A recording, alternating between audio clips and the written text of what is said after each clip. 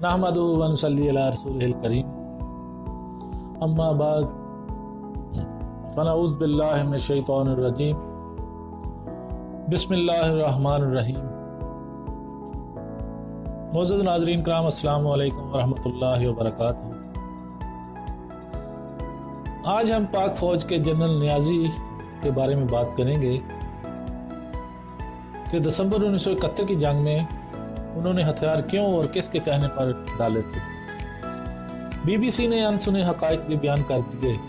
India की मशरक़ी कमान के staff अफसर मेजर जनरल JFR जैकब ने बांग्लादेश की जंग के दौरान अहम किरदार अदा किया था।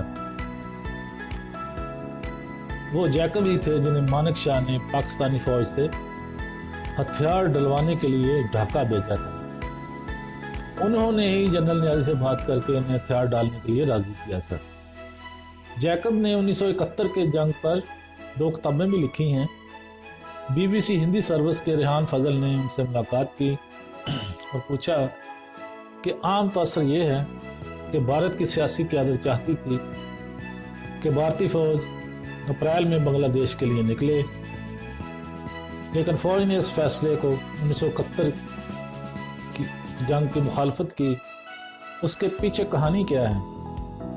मेजर जनरल JFR जैकब ने बताया कि जनरल मानेक शाह ने फ़ोन करके कहा कि बांग्लादेश में दाखिल होने की तैयारी कीजिए, क्योंकि हुकूमत चाहती है कि हम वहाँ फ़ौरन मुदाखलत करें।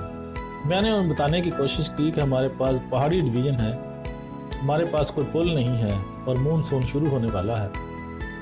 हमारे पास बांग्लादेश में घुसने के लिए फ़ौज और बुनियादी सहूलतें नहीं हैं। अगर हम वहाँ जाते हैं तो ये यकीनी है कि हम वहाँ फंस जाएंगे। लिहाजा मेरा कहना था कि 15 नवंबर तक इसे मुलतवी करना चाहिए, जब तक ज़मीन मुकम्मल तौर पर खुश्क ना हो जाए। जनरल जैकब का कहना था कि मानेक शाह की मनसूबाबंदी में ढाके पर कब्ज़ा करना शामिल नहीं था, लेकिन मैंने उनसे कहा कि अगर हम जंग जीतना चाहते हैं तो ढाके पर कब्ज़ा करना ज़रूरी है, क्योंकि इसकी स्ट्रेटजिक अहमियत ये है कि ये मशरक़ी पाकिस्तान का जोग्राफियाई दिल भी है। लेकिन उनका कहना था कि अगर हम खलना और चटागांग ले लेते हैं तो ढाका खुद ही हमारे कब्ज़े में आ जाएगा। मुझे नहीं पता इसकी क्या वजह थी। मैं सिर्फ ये जानता हूँ कि हमें सिर्फ खलना और चटागांग पर कब्ज़ा करने का तहरीरी हुक्म मिला था। एयर मार्शल PC लाल ने भी इस बात की तस्दीक की है। उनका कहना है कि ढाका पर कब्ज़ा मंसूबे का हिस्सा ही नहीं था और इस बारे में भारतीय हेडक्वार्टर में काफ़ी इख्तलाफात थे। इस सवाल पर कि क्या ये बात दुरुस्त है कि अगर पाकिस्तान ने 3 दिसंबर को भारत पर हमला ना करता तो आप 4 दिसंबर को पाकिस्तान पर हमला बोल देते। जनरल जैकब का कहना था कि ये बिल्कुल दुरुस्त है। मैंने आर्मी डिप्टी चीफ से मुलाकात की और मुझे बताया गया कि इस हमले की तारीख 5 दिसंबर तय पाई है, लेकिन मानेक शाह ने उसे 1 दिन पहले कर दिया क्योंकि 4 उनका लकी नंबर था। 16 दिसंबर का जिक्र करते ही उन्होंने कहा, मेरे पास मानेक शाह का फ़ोन आया कि जैकब ढाका जाकर हथियार डलवाएं। मैं जब ढाका पहुंचा तो पाकिस्तानी फ़ौज ने मुझे लेने के लिए एक ब्रिगेडियर को भेजा। मुक्ति बानी और पाकिस्तानी फ़ौज के दरमियान लड़ाई जारी थी और गोलियां चलने की आवाज़ सुनी जा सकती थी। हम जैसे ही कार में बैठे, मुक्ति फोर्सेस ने उस पर गोलियां चला दी, क्योंकि वो पाकिस्तानी फ़ौज की कार थी। मैं हाथ ऊपर करके कार से नीचे उतर गया। वो पाकिस्तानी ब्रिगेडियर को मारना चाहते थे। हम किसी तरह मुश्किल से पाकिस्तानी फ़ौज के हेडक्वार्टर पहुंचे। जब मैंने जनरल नियाज़ी को हथियार डालने से मुतल्लिक़ दस्तावेज़ पढ़कर सुनाई तो उन्होंने कहा कि किसने कहा है कि हम हथियार डाल रहे हैं? आप यहाँ सिर्फ जंग बंदी कराने आए हैं। इस बारे में बहस होती रही।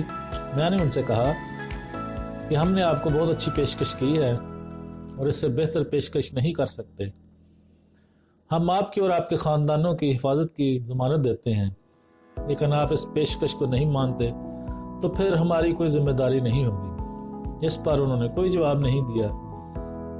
जनरल जैकब ने कहा कि मैंने उनसे कहा कि मैं आपको 30 मिनट देता हूँ, अगर आप नहीं मानते तो मैं फिर से जंग कर शुरू करने और ढाका पर बमबारी का हुक्म दे दूंगा। ये कहकर मैं बाहर चला गया, लेकिन दिल ही दिल में सोचने लगा, ये मैंने क्या कर दिया। मेरे पास कुछ भी नहीं और उनके पास ढाके में 26,400 फौजी और हमारे पास सिर्फ 3,000, और वो भी ढाका से 30 किलोमीटर बाहर। अगर वो ना कर देते हैं तो मैं क्या करूँगा। मैं 30 मिनट बाद अंदर गया, दस्तावेज वहीं मेज़ पर थी। मैंने उनसे पूछा क्या आपको ये मंजूर है, तो उन्होंने कोई जवाब नहीं दिया। मैंने 3 बार सवाल किया, फिर कागज़ मेज़ से उठाकर कहा, मैं ये मान कर चल रहा हूँ कि आपको ये मंजूर है। ये पूछे जाने पर कि पाकिस्तानियों के पास ढाका का तहफ़्फ़ुज़ करने के लिए फ़ौजी थे, तब भी उन्होंने हथियार क्यों डाले।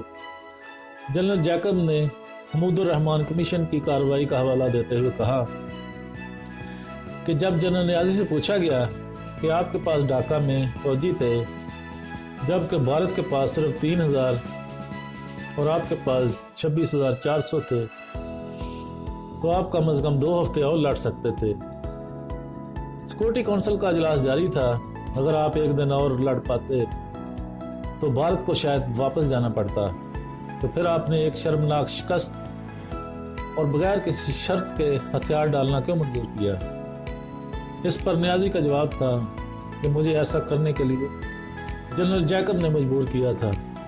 उन्होंने मुझे ब्लैकमेल किया और हमारे ख़ानदानों को कत्ल करने की धमकी दी। नियाज़ी की ये बात बिल्कुल गलत थी और कमीशन ने नियाज़ी को कसूरवार ठहराया।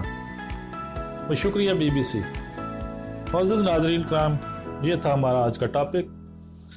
उम्मीद है आपको हमारी ये वीडियो पसंद आई होगी। अगर पसंद आए तो लाइक और शेयर लाजमी करें। चैनल को सब्सक्राइब कर दें, बेल आइकॉन पर क्लिक कर दें ताकि आने वाली हर वीडियो का नोटिफिकेशन आप तक आसानी के साथ पहुंच सके। अब मैं आपसे इजाज़त चाहता हूँ, नेक्स्ट टाइम किसी और वीडियो के साथ हाजिर होगा। वाखिर दावाना अनिल हम्दुलिल्लाहि रब्बिल आलमीन।